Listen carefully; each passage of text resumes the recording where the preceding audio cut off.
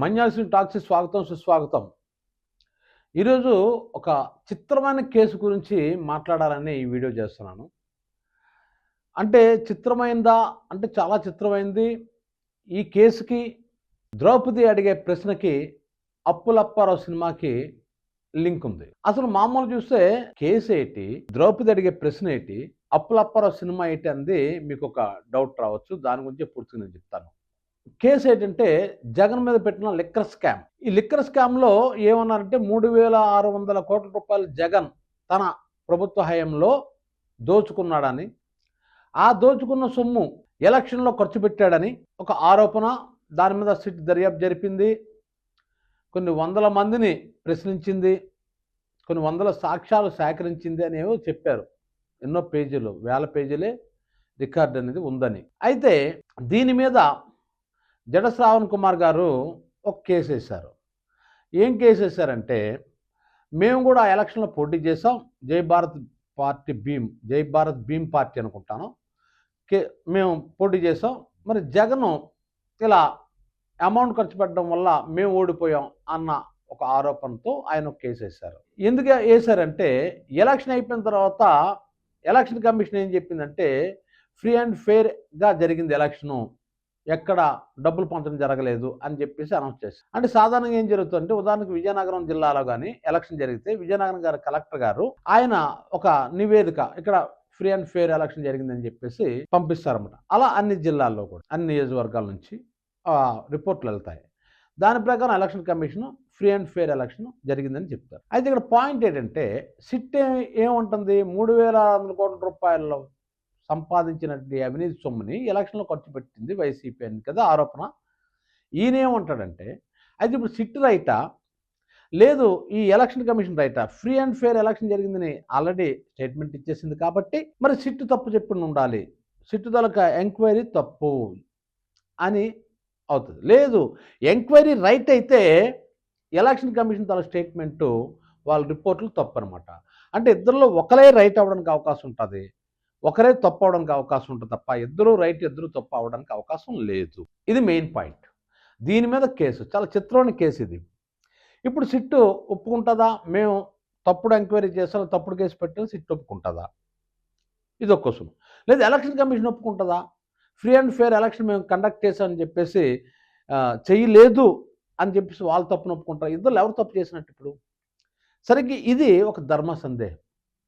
చాలా చిత్రమైన question arrange అయింది. ఇప్పుడు ఇద్దరు ఎవరు ఏంటి ఎవరు తప్పు అని తెలుసుకునేటప్పుడు దీనికి ద్రౌపది ప్రశ్నకి సంబంధం ఏంటి అంటే, మీరు ధర్మరాజ్ జూదంలో ఓడిపోయేటప్పుడు, జూదం ఆడుతున్నప్పుడు మొదట తను రాజ్యాన్ని పనంగా పెడతాడు, తర్వాత తను ఓడిపోతాడు, తమ్ముల్ని కూడా పనంగా పెట్టేశాడు. ఆ తర్వాత భార్యని పెడతాడు, ద్రౌపదిని పందెంలో పెడతాడు. పందెంలో పెట్టినప్పుడు తర్వాత అక్కడ కూడా ఓడిపోతాడు కాబట్టి ద్రౌపదిని తీసుకురమ్మని చెప్పేసి ధర్మరాజు ఒకరిని పంపేశారు. ఎవరిని పంపించిన నాకు సరిగ్గా ఐడియా లేదు, కానీ అక్కడ ద్రౌపది అడిగే క్వశ్చన్ మాత్రం అంటే, స్వయం ఆత్మానాం పూర్వం జిత్వా మాం జితవాన్ నృపహ అంటది. అంటే తన్నోడి నన్ను ఓడాడా ధర్మరాజు, నన్నోడి తను ఓడాడా అని ఒక క్వశ్చన్ అడుగుతుంది. వ్యాసుడు గొప్ప ప్రశ్న సంధించాడు ద్రౌపది క్యారెక్టర్ ద్వారా. అంటే నన్ను ఓడి తను ఓడాడా, తను ఓడి నన్ను ఓడాడా? ఒకవేళ మొదట ధర్మరాజు తను ఓడిపోయాడు అనుకోండి, అప్పుడు అతను దాసుడు అవుతాడు, బానిస అవుతాడు, బానిసకి ఇంకొకరిని పందెంగా పెట్టి హక్కు కోల్పోతాడు. Point number. లేదు నన్ను ఓడాడు అనుకుందాం, నన్ను ఓడినప్పుడు ఆటోమేటిక్ నేను పరాధీనం అయిపోతాను కాబట్టి మళ్ళీ నన్ను పందెంలో పెట్టే హక్కు ధర్మరాజుకు ఉండదు. గొప్ప క్వశ్చన్ ఇది. ఇంతవరకు ఎవరు ఈ ప్రశ్నకు సమాధానం చెప్పలేకపోయారు, చెప్పలేరు కూడా. అంత గొప్ప క్వశ్చన్ ద్రౌపది వేసింది. మరోసారి చెప్తాను చూడండి. తను ఓడి నన్ను ఓడాడా, నన్నోడి తను ఓడాడా? తను ఓడితే ఆటోమేటిక్గా అతను దాసుడు బానిస అయిపోయి బానిసుడికి ఇంకొకరిని పందెంలో ఒడ్డే హక్కు కోల్పోతాడు ఆనాటి ధర్మ సూత్రాల ప్రకారం. లేదు నన్ను ముందు పందెంలో పెట్టి ఓడిపోయాడు అనుకోండి, అప్పుడు నేను పరాధీనం, నేను దాసురాలను అతను ఒక దాసురాల్ని మళ్ళీ అతను పందెంగా పెట్టే హక్కు ఆయనకు ఉండదు. చాలా ధర్మ సూక్ష్మమైన ప్రశ్న భారతంలో ఇది ఉంది. ఎక్స్ప్రెషన్లు గట్టి ఉన్నాయి, ఎక్స్ప్రెషన్లు తర్వాత మనం చర్చించుకుందాం, అది వేరే వీడియోలో. ఈ కేసు సంబంధించి at the same time Appulappara cinema కూడా లింక్ ఉందని ఎందుకన్నానంటే, అప్పులప్పర సినిమాలో రాజేంద్ర ప్రసాద్ జ్యోతిష్యం చూసేటువంటి బ్రహ్మానందం దగ్గరికి వెళ్తాడు. బ్రహ్మానందం దగ్గరికి వెళ్ళిన తర్వాత జ్యోతిష్యం గురించి మాట్లాడేటప్పుడు, అయితే ఇప్పుడు నేను ఒక ప్రశ్న అడుగుతాను, దానికి జ్యోతిష్యం చెప్పు అంటాడు. ఏంటంటాడు, ఇప్పుడు నేను జ్యోతిష్యం చూపించుకుంటానా చూపించుకోనా అంటాడు. అంటే అక్కడ సందిగ్ధంలో పడదు. కుంటాను 10 రూపాయలు పందెం కాసుకుంటామంట. కుంటాను అని అన్నాను అనుకోండి, ఆడు చూపించుకోకపోతే అంటే రాజేంద్ర ప్రసాద్ జాతకం చూపించకపోతే అప్పుడు నాకు 10 రూపాయలు లాస్. లేదు నువ్వు జాతకం చూపించుకుంటావు అని చెప్తే అప్పుడు చూపించుకోకపోతే రివర్స్‌లో ఉంటది కదా క్వెషను. అంటే జాతకం చూపించుకుంటే ఇప్పుడు బ్రహ్మానందం అన్నాడు, నువ్వు జాతకం చూపించుకోవు అని అన్నాడనుకోండి, అప్పుడు రాజేంద్ర ప్రసాద్ చూపించుకుంటే 10 రూపాయలు లాస్ కదా. లేదు చూపించుకుంటావు అని అన్నాడనుకోండి, చూపించుకోకపోతే 10 రూపాయలు లాస్ కదా. గొప్ప చిత్రాల క్వెషన్ ఇది కూడాను. సేమ్ ఈరోజు లిక్కర్ కుంభకోణం కేసులో ఇటువంటి క్వెషన్ అరైజ్ అయింది. ఇప్పుడు చూడండి, ఇప్పుడు ఎలక్షన్ కమిషన్ మేము ఫ్రీ అండ్ ఫెయిర్ అని కానీ రుజువుపరుచుకుంటే అప్పుడు ఈడీ ఇన్ని వందల మందిని ఇన్ని వేల పేజీలని రికార్డుని కోర్టు ముందు పెట్టింది కదా, అంతా అబద్ధం అవుతుంది కదా. లేదు సిట్ రైట్ అనుకున్నట్లయితే అప్పుడు ఎలక్షన్ కమిషన్ ఏదైతే చెప్పిందో అది రాంగ్ అవుతుంది కదా. కాబట్టి ఇప్పుడు ఏం చేస్తారు, ఏం చెయ్యాలి ఇప్పుడు అసలు? అయితే ఒకవేళ సిట్ రైట్ అయింది అనుకుందాం, సిట్ రైట్ అయితే ఇప్పటికే చెవిరెడ్డి భాస్కర్ రెడ్డి ఎవరెవరు కొంతమందిని 7గురిని అంతమంది అరెస్ట్ చేసినట్టు నా జ్ఞాపకం, జగన్ వరకు కూడా వస్తుందని అంటున్నారు కాబట్టి జగన్తో కలిపి అరెస్ట్ అవుతారు ఇప్పుడు. లేదు సిట్ రాంగ్ అయినట్లయితే ఇప్పుడు ఎలక్షన్ పెట్టాలి, అక్కడ మొత్తం ఆంధ్ర అంతా ఎలక్షన్ పెట్టాలి. ఇప్పుడు ఎలక్షన్ పెట్టడానికి సిద్ధపడతారా, లేదు జగన్ అరెస్ట్ చేయడానికి సిద్ధపడతారా? జగన్ అరెస్ట్ చేస్తే అక్కడ ఎలక్షన్ పెట్టవలసిన అవసరం ఉంటుంది. అక్కడ ఎలక్షన్ పెట్టవలసి వస్తే జగన్ అరెస్ట్ అవ్వడు.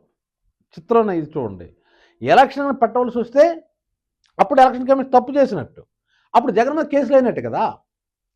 లేదు జగన్ ఇప్పుడు అరెస్ట్ చేయాల్సిన పరిస్థితి వచ్చి ఈ సాక్షుల బలంగా ఉంటే అప్పుడు ఎలక్షన్ కమిషన్ తప్పు చెప్పినట్టు, అప్పుడు ఎలక్షన్ పెట్టవలసిన అవసరం ఉంటుంది. పోలింగ్ రోజున ఏదైనా అవకతవకలు జరిగాయి అన్న కారణంగా ఆ ఎక్కడైతే పోలింగ్ స్టేషన్ ఉందో ఆ పోలింగ్ స్టేషన్లో రద్దు చేసి మళ్ళీ రీఎలక్షన్ పెట్టగలదు. కానీ వన్స్ ఒకసారి రిజల్ట్ ఇచ్చిన తర్వాత మాత్రం మళ్ళీ ఆ ఎలక్షన్ రద్దు చేసి ఏవైనా ఆరోపణలు వచ్చి ఏదైనా రుజువైతే రద్దు చేసి తర్వాత మళ్ళీ అక్కడ ఎలక్షన్ పెట్టే హక్కు రాజ్యాంగం ఎలక్షన్ కమిషన్కి ఇవ్వలేదు. అసలు జడ శ్రావణ్ కుమార్ ఎందుకు వెళ్ళాడు అంటే, సాధారణంగా ఒక ఎమ్మెల్యేగా పోటీ చేసిన వ్యక్తి 20 నుంచి 45 లక్షల వరకు ఖర్చు పెట్టాలి. అదేవిధంగా ఎంపీ అయితే 75 నుంచి 95 లక్షల వరకు ఖర్చు పెట్టాలి. టోటల్గా కౌంట్ చేస్తే దాదాపు 180 కోట్ల వరకు ఒక పార్టీ వాళ్ళ ఎమ్మెల్యే ఎంపీ అభ్యర్థుల కోసం ఎలక్షన్లో ఖర్చు పెట్టే అవకాశం ఉంటుంది. కానీ ఇక్కడ 3600 కోట్లు, ఎక్కడ 180 కోట్లు, ఎక్కడ 3600 కోట్లు, ఇలా చూసుకున్నట్టు చాలా డిఫరెన్స్ వస్తుంది. కాబట్టి ఖచ్చితంగా వైసీపీ అన్యాయం చేసి ఆ లంచం లేదు ఓట్లు కొనుక్కొని ఇలా చేసిందని సిట్ తాలూకు ఆరోపణ కదా. దాని మీద ఈయన జడ శ్రావణ్ కుమార్ గారు కోర్టుకు వెళ్ళారు. అయితే ఇప్పుడు ఇందా చెప్పినట్లు అయితే జగన్ అరెస్ట్ అవ్వకుండా ఉండాలి అంటే ఇక్కడ పాయింట్ ఏంటంటే ఎలక్షన్ ఫేర్గా జరిగిందని సాక్ష్యం రావాల్సి వస్తుంది. అప్పుడు సిట్టు చేసిన ఆరోపణ తప్పదు. లేదు సిట్టు రైట్ అనుకున్నట్లయితే జగన్ అరెస్ట్ అవుతుంది, మళ్ళీ ఎలక్షన్ పెట్టాలి. ఇప్పుడు ఏం చేస్తారు అని పాయింట్ కదా. ఇప్పుడు ఎలక్షన్ కమిషన్కి ఈ హక్కు లేదని చెప్పాను కదా, మరి అయితే ఏం చేయాలి, నెక్స్ట్ ఏంటి, వాట్ నెక్స్ట్? కోర్టులు ఏం తెలుస్తాయి? ఇప్పుడు చాలా చిత్రమైన కేసు ఇది. కోర్టులు ఇప్పుడు ఏం తెలుస్తాయి? ఎవరు రుజువుపరుచుకుంటారు? సిట్టు రుజువుపరుచుకుంటుందా మేము చేసిన enquiry correct, investigation correct, Jagan 3600 కోట్ల రూపాయలు ఖర్చు చేశాడనేసి. ఇది ఎలక్షన్ కమిషన్ రుజువుపరుచుకుంటుందా ఫ్రీ అండ్ ఫేర్ ఎలక్షన్ జరిగింది, ఎక్కడ ఓట్లు కొనుగోలు లేదని? ఇక్కడ పాయింట్ ఏంటంటే సాధారణంగా ఈ ఎలక్షన్ కమిషన్ ఈ హక్కు లేదు, మాకు ఈ హక్కు ఇవ్వమని చెప్పేసి గత 15 సంవత్సరాలుగా ఎలక్షన్ కమిషన్ కోరుతుంది. పార్లమెంట్లో వాళ్ళ కోరిక అలాగే ఉండిపోయింది పార్లమెంట్ కమిటీ ముందు. సో అది క్లియర్ అవ్వలేదు. ఇది పక్కన పెడితే ఇప్పుడు ఎలక్షన్ కానీ రద్దు చేసి అలాగే ఎలక్షన్ పెట్టడం కుదరదు. ఎందుకు కుదరదు అంటే కారణం చెప్పింది, దీనికి హక్కు లేదు. అయితే ఇక్కడ పాయింట్ ఏంటంటే లీగల్ పాయింట్, పార్లమెంట్ కమిటీ ఆలోచించాల్సిన పాయింట్ ఏంటంటే, ఇప్పుడు ఒక వ్యక్తి ఉదాహరణకి ఒక ఎఫ్సి వ్యక్తి నేను ఎస్సీని చెప్పేసి ఎస్సీ రిజర్వ్ స్థానంలో పోటీ చేసి గెలిచాడు అనుకుందాం. ఈ మధ్యకాలంలో ఒక కేసు కూడా అలాగ అయింది. తర్వాత కోర్టులో అతను ఎస్సీ కాదు ఎఫ్సి అని రుజువైంది అనుకోండి, అప్పుడు ఆటోమేటిక్గా ఆయన ఎన్నిక చెల్లదు కదా.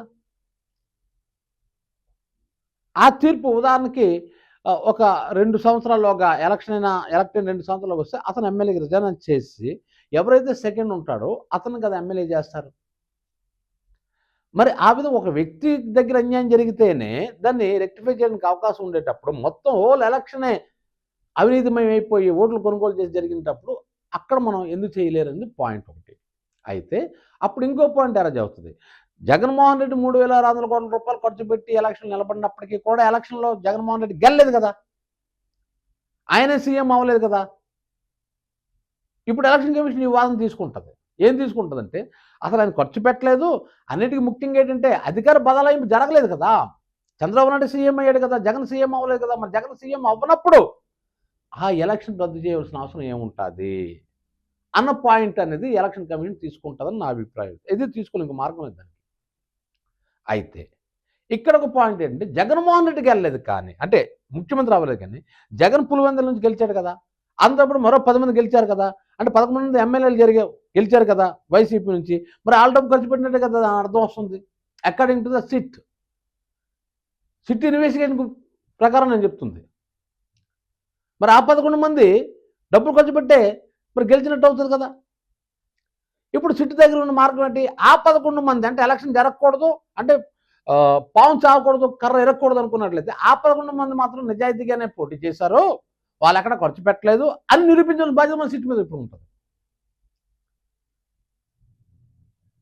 లేదు, జగన్మోహన్ రెడ్డి ఎలాగ సీఎం అవ్వలేదు కాబట్టి ఎలక్షన్ రద్దు చేయాల్సిన అవసరం లేదు అని ఎలక్షన్ కమిషన్ వాదన అయితే, మరి ఆ 11 మంది ఎమ్మెల్యేలు ఎవరైతే ఓడిపోయారో, ఉదాహరణకి పులివెందుల్లో జగన్ దగ్గర ఒక ఎమ్మెల్యే ఓడిపోయాడు, అలా మిగతా 10 మంది తెలుగుదేశం ఎమ్మెల్యేలు, జనసేన ఎమ్మెల్యేలు ఓడిపోయాడు కదా, మరి ఆల్కన్యం జరిగినట్టే కదా. అంటే ఇంత 175 నియోజకవర్గాల్లో 11 మంది కోసం మనం ఆలోచించవలసిన అవసరం లేదు అని అనడానికి వీల్లేదు. ఎందుకు లేదు అంటే ఒరిజినల్ మన రూల్ ఏంటి? 100 మంది దోషులు తప్పించుకున్నా పర్లేదు, ఒక నిర్దోషికి శిక్ష పడకూడదు అంతే కదా, దాని మీద మన రాజ్యాంగం రాయబడింది. కాబట్టి అప్పుడు మళ్ళీ ఎలక్షన్ రద్దు చేయవలసి వస్తుంది. అందుకే ఇది చాలా చిత్రమైన కేసు అని ఎందుకన్నానంటే, నాకు తెలిసినంత వరకు భారతదేశం అంతవరకు ఇటువంటి కేసు రాలేదు. అందుకే చిత్రమైన కేసు అన్నాను నేను. అంటే ఇటు ఆన్సర్ ఉంటుంది, అటు ఆన్సర్ ఉంటుంది, ఇటు నెగిటివ్ ఉంటుంది, అటు నెగిటివ్ ఉంటుంది, ఇటు పాజిటివ్ ఉంటుంది, అటు పాజిటివ్ ఉంటుంది. ఇటల్లలో ఎవరికి అర్థం కాని పరిస్థితి ద్రౌపది క్వశ్చన్ లాగే, జవాబు లేని ప్రశ్నలాగే ఈ కేసు మిగిలిపోతుందా, లేదు దీనికి జవాబు ఇస్తుందా సుప్రీంకోర్టు కానీ. అంటే ఇప్పుడు హైకోర్టులో వేసారు కేసు, అలా సుప్రీంకోర్టు వరకు కూడా వెళ్తుంది. అది అంతవరకు తెలియ రకం కాదు, ఇంతవరకు తేలదు. కానీ భవిష్యత్తులో ఇది ఒక ల్యాండ్ మార్క్ కేసు అవుతుంది అనమాట. అంటే బెంచ్ మార్క్ అంటాం కదా, అలా ఒక ల్యాండ్ మార్క్ కేసు అవుతుంది. అందుకే ఇది చాలా చిత్రమైన కేసు అన్నాను. ఈ వీడియో మీకు నచ్చినట్లయితే మన్యాసిన్ టాక్స్కి లైక్ చేయండి, షేర్ చేయండి, సబ్స్క్రైబ్ చేయండి. Thank you very much.